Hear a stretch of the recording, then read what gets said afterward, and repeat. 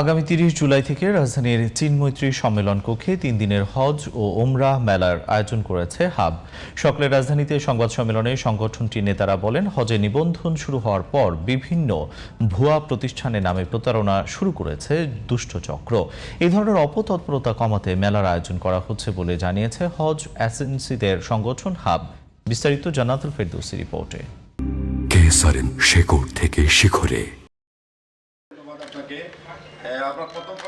সামাজিক যোগাযোগ মাধ্যমে আকর্ষণীয় বিজ্ঞাপন দেখে লাইসেন্সবিহীন প্রতারক চক্র কিংবা মধ্যস্বত্বভোগীদের কবলে না পড়ে সরাসরি অনুমোদিত এজেন্সির ব্যাংক হিসাবে আর্থিক লেনদেন করার অনুরোধ জানিয়েছে হজ এজেন্সিস অ্যাসোসিয়েশন অব বাংলাদেশ।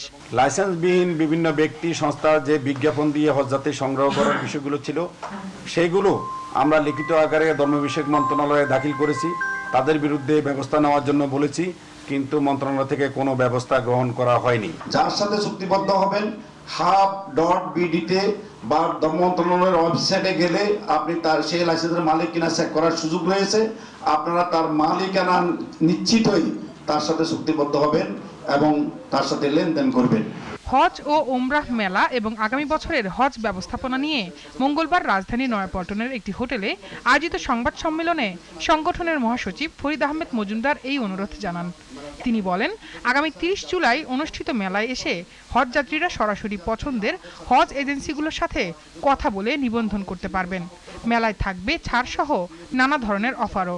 আমরা ৬৬টি জেলায় আমরা এই মেলাটিকে আমরা বিস্তৃত করতে চাই, যাতে প্রত্যন্ত অঞ্চলের একজন হজযাত্রী যাতে আমাদের সাথে সরাসরি সংযুক্ত হওয়ার সুযোগ পান।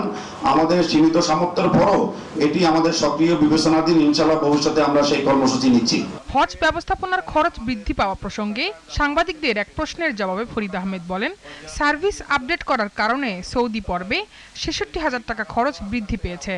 এ সময় উপস্থিত ছিলেন হাবের সভাপতি সৈয়দ গোলাম সরোয়ার। তিনি জানান, ১ আগস্ট পর্যন্ত এই মেলা চলবে। আশা করি এই ৫-৭ দিনের ভিতরে এই তালিকাগুলো চলে আসবে। এবারের মেলায় হজ ও ওমরায় যেতে ইচ্ছুকদের সেবা দিতে থাকছে ১৫৪টি স্টল। 80% নতুন লিড এজেন্সির নাম সেখানে জমা হয়েছে। জান্নাতুল ফেরদৌসী, জিটিভি নিউজ, ঢাকা।